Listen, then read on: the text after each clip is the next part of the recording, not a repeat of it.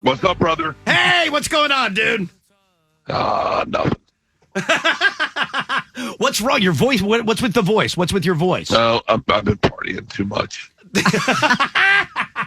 You know me. I have a hard time reeling it back in. So listen, let me start with this. Last night, I gathered the entire Siegel family around the living room, and we sat down and we all watched Razzle Dazzle. Dude, the special is so freaking good. Brother, that is all I wanted to hear. I can hang up now. Thank you. All right, very good. Nice talking to you. No, dude, it is. Honestly, it is from beginning to end. I laughed so hard, and I don't want to give anything away, and I don't want to give too much of it away. First of all, let me say this right off the top: you look great. You look really good. I look low-key Jack, right? Yeah. Okay, that's one description. You look beautiful, though. You look beautiful. I tell people now I'm gaining weight for a movie. They go, "What movie?" I go, "I already shot it. I just want to look. I want to look at it and think I was skinny." But starting at the very beginning with Leanne and the pocket knife in your ass hairs, all the way through the escape room, dude, I laughed so freaking hard during the special. I really did. I hope you understand how much that means to me. Your sensibility, and if you like it, that, I mean, obviously, you know, we've been friends forever, but like this is where the rubber hits the road. Is like, you make something and you hope everyone likes it, and sometimes you'll get like mass appeal based on whatever, but when your friends like it, that is, that means more to me in the world. I could cry. I thank you. But now let me ask you this. So obviously that special is out and just started streaming, and I'm assuming will do very, very well. But then there's so much going on with you, Bert. I can't even take it. The fully loaded comedy tour. Do you already have a whole new hour that you're doing? Yeah, I just did it over at Rogan's new club the other day. I have a new hour. It's not, I mean, obviously it's not polished the way the special is, but I have all the material. I just have to figure out where to place it and have fun with it now. And then I think I get a little leeway. And like, if I wanted, I think I can tell the escape room's still on stage. Yes. And have fun with it, you know, but yeah. I mean, look, you gotta make hay while the sun shines. If you're not writing new material, you're going away. Can I pay you a compliment that I don't know has ever dawned on me? And listen, I get it that if you are a successful, and I mean successful stand-up comedian, you have to work, right? It's not all just mess around, but I never see you not messing around. So the idea that you wrote an hour, performed an hour, a great hour, let it loose, and there's a whole other hour, I feel like I missed the part where you actually work. Yeah, that's what everyone does, including my daughters. They're like, "You don't do anything but party." I go, "Guys, I'm working. Trust me." I don't know where you fit it in. And you know, and the other thing is, as long as we've known each other, and as long as we've talked, whether it's on the air or off the air, I've never had you go, "Oh, hey, listen, I can't talk right now. I'm in the middle of working." Like, I've never, unless it's on stage, I've never gotten that response from you.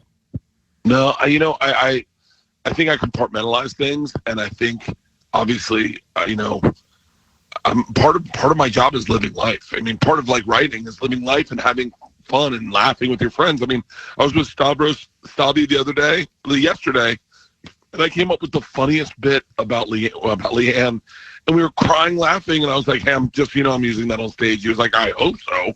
So yeah, it's part of living life is. I mean, think about all the times we hung out. The Ralph Sampson bit is just me telling you a story and then you saying that should go on stage. The machine story. I mean, think about that. That was me coming on, telling that to you, and you going, "That should be on stage."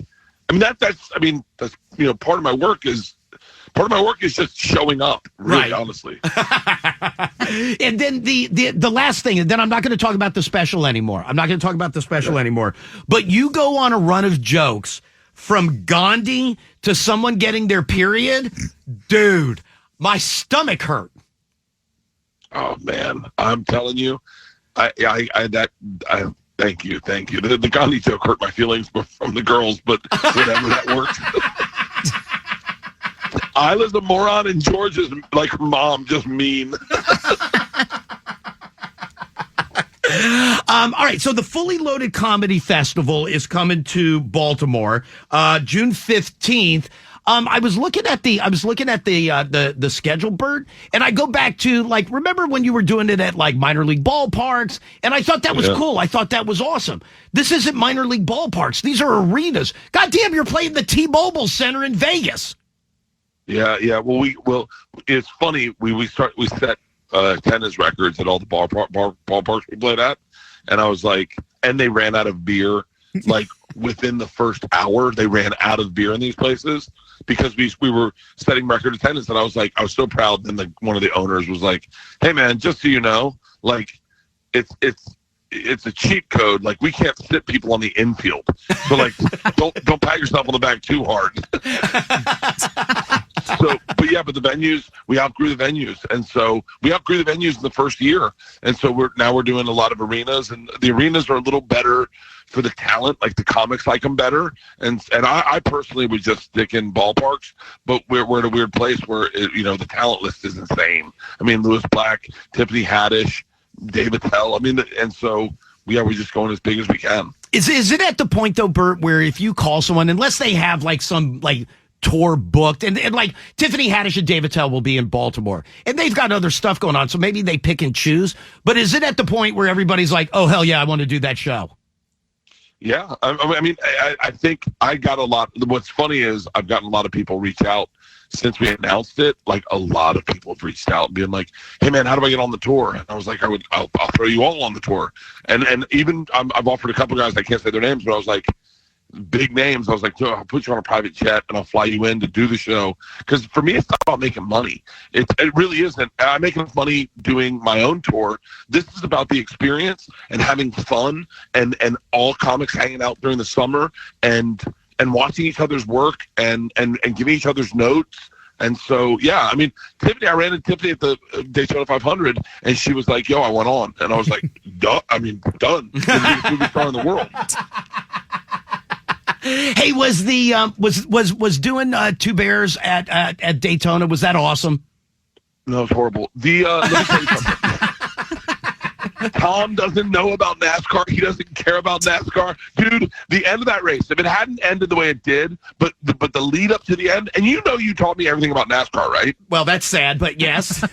You taught me everything about NASCAR. The end of that race, when they kept restarting, was so exciting. It bummed me out that it ended the way it did, but whatever. I don't care. But it was awesome. Like, I'm watching the coverage of the Daytona 500, and I'm reading stuff online and everything. I'm like, God damn, there's Bert Kreischer. He's at the Daytona 500. Dude, I loved it. I had a blast. I loved it. I mean, and Tom races cars, which makes no sense to me, but I had a blast, dude. That event delivers. That event is like the first time you lose your virginity. And I say first time because I messed up the first time. But the second time you lose your virginity. And then the thing that I want to go on, like for all the crap that you get to do, and I crap in a nice way. You know what seems like it would be awesome is the cruise.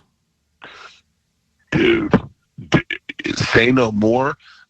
I'll bring you and Jackie on the cruise in a heartbeat. Are you kidding me? I would love for you to come on the cruise. And it's sold out in record time. And I made the mistake of saying, if you want to get married, I'll marry you. And now legit half of the people are just there for marriage.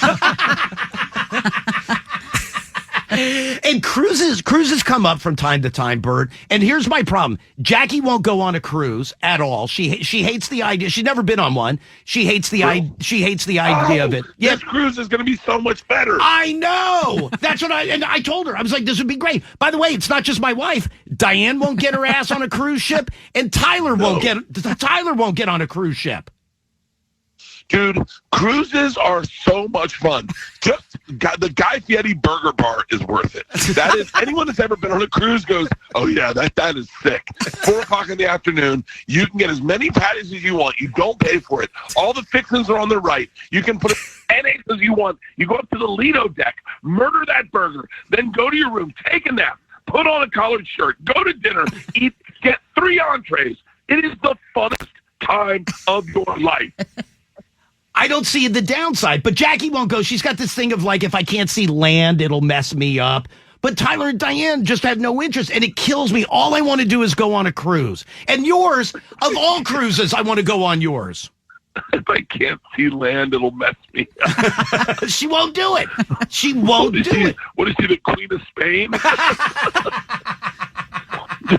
Dude, come on the cruise with me, and we'll blow it up on your Instagram, and that's all she'll see all weekend. And I guarantee you, we get her back, dude. Especially this cruise, they've got where all the like where I would put you, and that is sick. It's a private pool. It's you have access in and out of the regular cruise to your own room, so you don't have to go like through public. And all the rooms have like 2 bedrooms. They're insane balconies, dude. The rooms have their own hot tubs. It is sick. In my mind, I was going to be jumping into a pool and like getting like having to part my way through like cigarette butts. We can do that also. That's yeah. But I'm telling you, please, let me send over a package to try to sell Jackie. Oh, please. I would love nothing more. I'd love nothing more. Done. It is going to be so much fun. It sold out so quickly that I was bummed because I had like 9 promos. You know, I spent like a whole day on that exact cruise ship shooting promos. All we did was announce it, and it sold out. So I have a bunch of promos in my pocket waiting for them. Yeah, and now it's just wait list. All right, before I run out of time, I want to get through a couple more things. Have you seen a finished product of The Machine? Oh yeah, I have. Yeah. Is it everything you wanted it to be? It's more. I'm very vulnerable about it because I was the same way about the specials. Like I know the material works. I've been doing it, but when you say that you like it, it means a lot to me. And I like almost like I exhale. I feel the same way about the movie. I felt the same way about the trailer. Every trailer we've released, I'm like, people won't like it. What if they don't like it? And everyone's always liked it.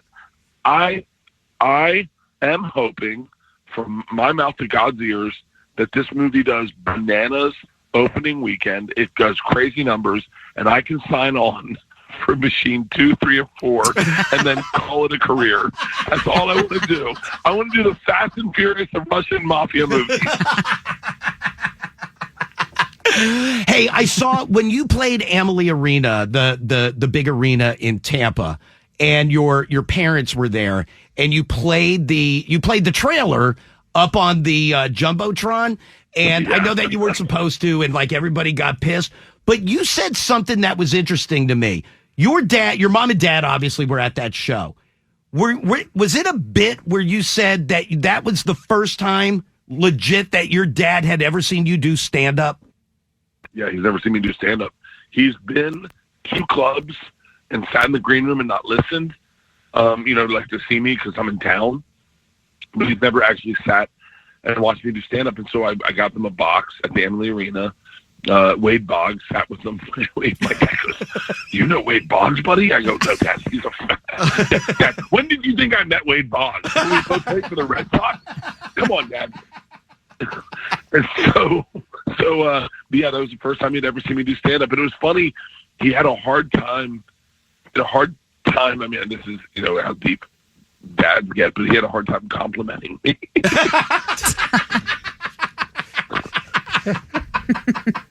He goes, he saw the escape room bit. I did it, and he goes, "Hey man, I sound a little off kilter on that one." And I said, "Yeah, you are." And he goes, "Why?" Your imagination's pretty big, buddy. I wasn't that upset. I was like, "Okay, what do you want me to do in this story, Dad?" And my dad's a great guy, and he didn't get that upset. So I hope you guys enjoyed the story. I go, "Dad, what are you?" All right, last two things. I heard you on a podcast with Dana Carvey and David Spade.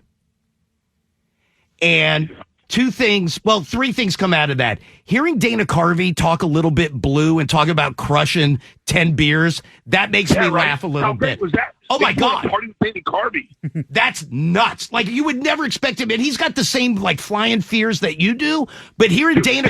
Him going, oh, you're an alcoholic if you order a beer at 8 in the morning, but you can have a margarita or a Bloody Mary. And I'm like, Dana, I can't believe we're brothers.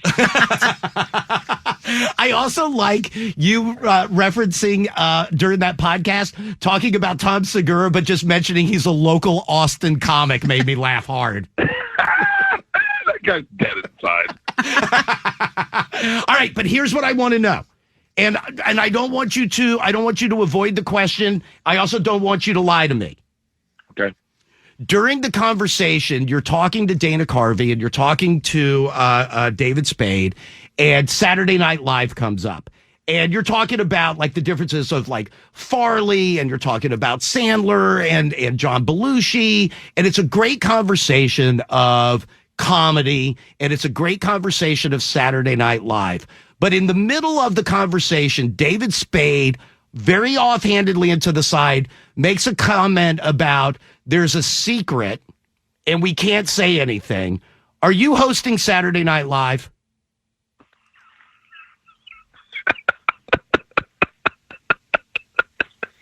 Bert Kreischer, are you hosting Saturday Night Live? I love you guys. It was so good calling in. You guys have been supporting me my entire career, and it means the world. And if ever anything big happens to my career, like on a weekend evening, I will be the first to let you know. Okay, let me ask you in a different way. What the hell are you doing? Just stop. If you ever got the opportunity to host Saturday Night Live, would that be a dream come true for you? Let's just say it would be a very tough decision, because I don't want to deal with the anxiety of hosting Saturday Night Live. I do not want to deal with the anxiety of hosting Saturday Night Live at all, but it's something I cannot walk away from. I cannot say no to, but it would be a very, very, very rough thing, because it's such a loaded question.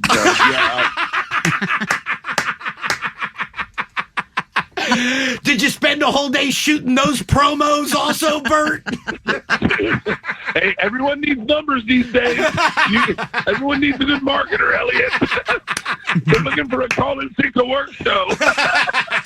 We're doing Saturday Night Live at 10 a.m. Saturday morning.